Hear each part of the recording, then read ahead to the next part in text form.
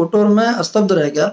मैं जो 1-2 लोगों को जानता था उनको फ़ोन किया, फ़ोन करके क्लियर किया और बहुत देर तक मैं स्तब्ध रहा। आप लोगों ने देखा होगा कि मैंने बहुत लेट से पोस्ट मैं डाल पाया क्योंकि मेरी हिम्मत ही नहीं हो पा रही थी कि मैं पोस्ट को डालूँ और मैं श्रद्धांजलि उस लड़के के लिए कहूँ जो अलाइवनेस जिसके अंदर थी, जो ज़िंदा दिल था, जो अच्छे बोल, अच्छे गाने लिखता था, जिसके गानों में एक चटक, एक चहक गाना।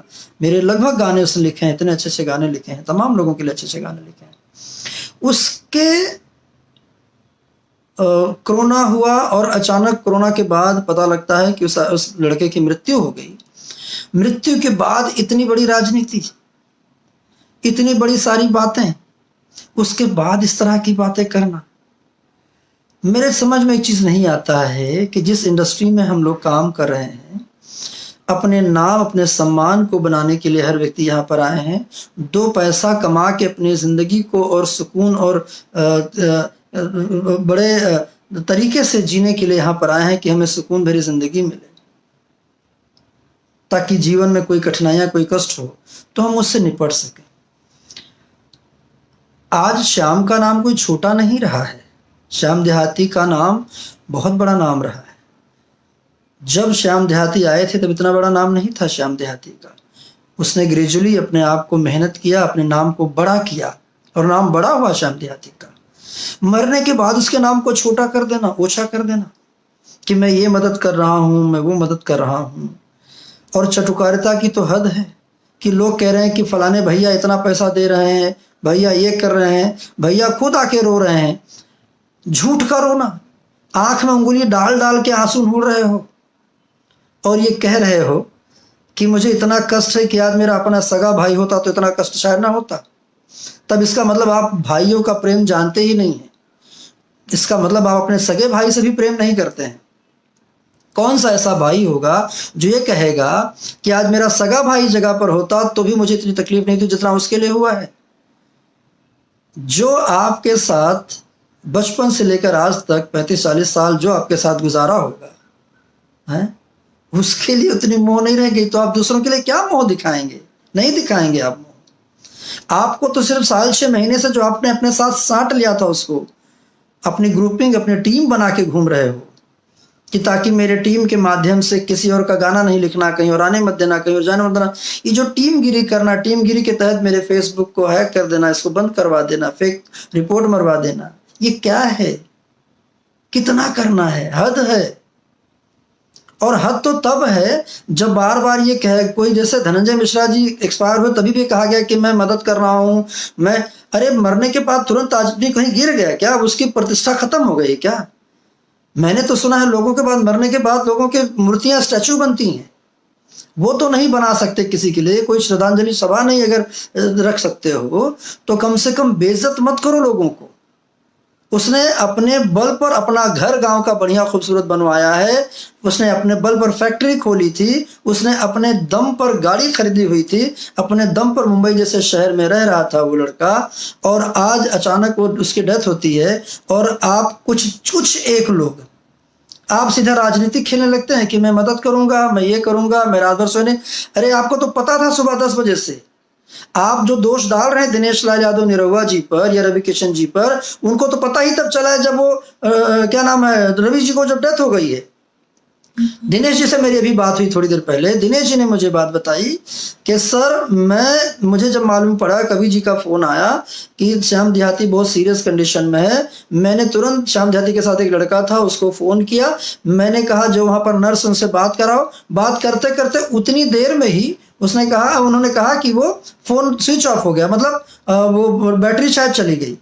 फिर दिनेश जी ने रजनीश मिश्रा को फोन किया कि कोई नंबर और है तो नंबर दो, जिस नंबर के थ्रू मैं बात करता हूँ। और फिर उन्होंने, रजनीश ने किसी और का नंबर तुरंत ढूंढ के निकाल के दिया। फिर से दिनेश जी ने फोन किया, तब तक पता चला कि श्याम देहाती नहीं रहे।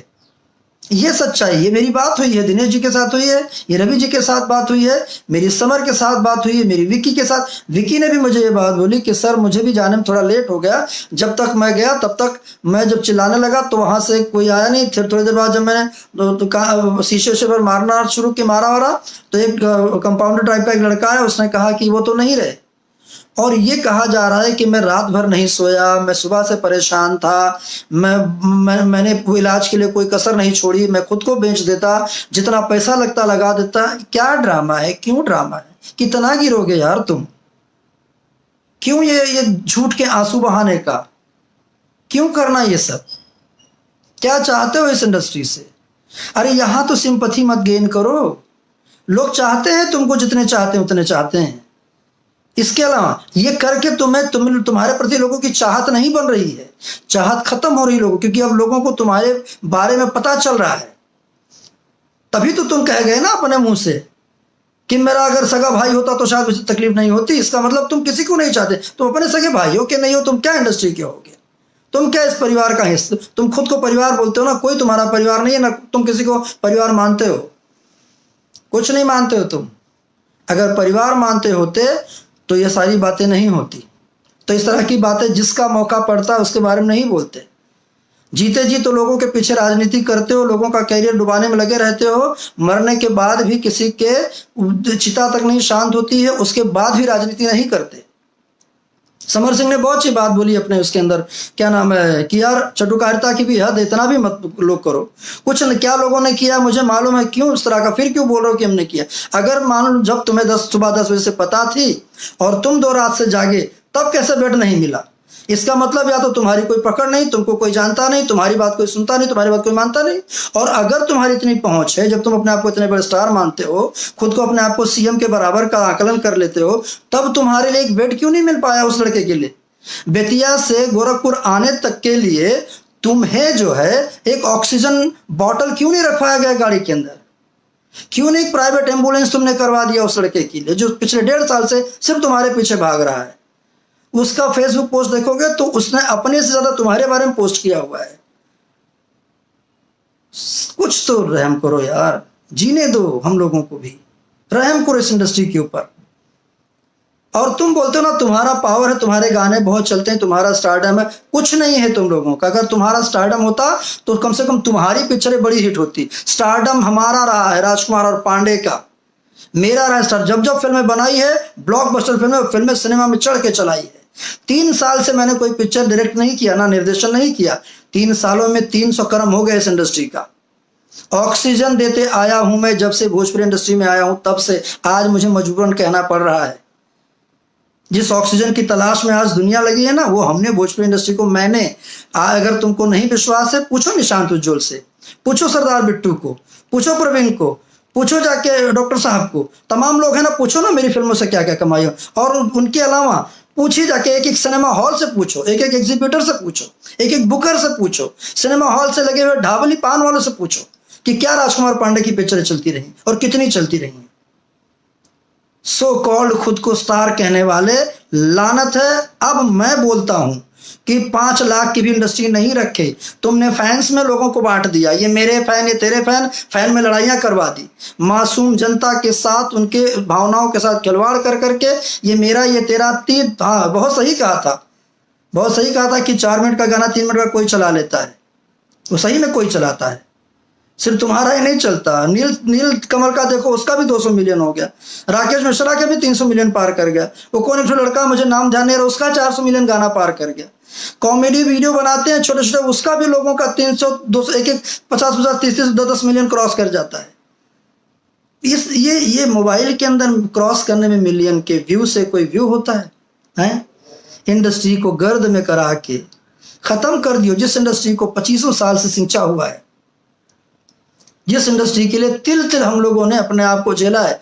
भूखे प्यासे लड़ते रहे, जूझते रहे, काम करते रहे, धूप छाव नहीं देखा। आंखें खड्डी हो गई तुम्हारे अकेले की, तुम ही जागे हो, बहुत लोग जागे हैं। और किसी और के लिए बार बार ये जो सुनाना, मैं 4 दिन नहीं सोया, आगे किसके लिए जागते हो? अपने लिए जागते हो। और बहुत है ना कि मैं करता हूं, बोला ना कि मैंने इलाज कर दिया, खुद बेचता था। जब अगर एक आदमी को मरने के बाद भी उसके पीछे राजनीति करनी है, आज चलो दो तो 50 लाख रुपए, हम पूरी इंडस्ट्री वाले एक लाइन में खड़े होकर तुम्हारे नाम की ताली बजाएंगे और तुम्हारे नाम का हमेशा चर्चा रखेंगे कि दिया है। 13वीं होने से पहले श्याम देहाती को, आपको 50 लाख रुपया उनके परिवार को देना चाहिए। आप मदद करते हैं, करिए मदद, अच्छा लगेगा हम लोगों को। लेकिन नहीं करते हैं तो कहो मत, कितना दिया धनंजय मिश्रा जी के परिवार को हम सबको मालूम है। वही शुरुआती दौर में जो 25-50 दे दिया, उसके बाद पूछा नहीं कि क्या है। क्या ड्रामा, क्यों इतना ड्रामा रखना है, क्या मिल जाना है।